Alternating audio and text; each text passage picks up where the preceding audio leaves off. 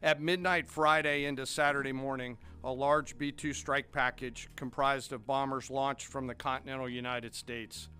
As part of the plan to maintain tactical surprise, part of the package proceeded to the west and into the Pacific as a decoy, a deception effort known only to an extremely small number of planners and key leaders here in Washington and in Tampa.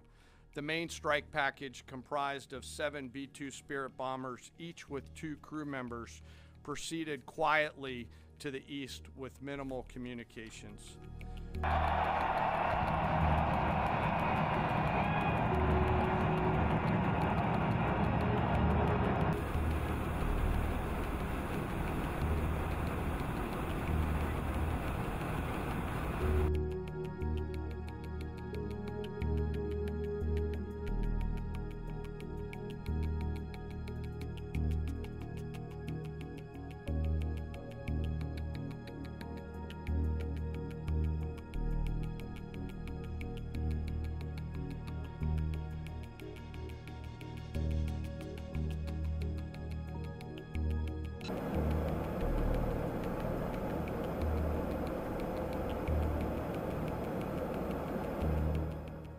As the Operation Midnight Hammer strike package entered Iranian airspace, the U.S. employed several deception tactics, including decoys, as the 4th and 5th generation aircraft pushed out in front of the strike package at high altitude and high speed, sweeping in front of the package for enemy fighters and surface-to-air missile threats.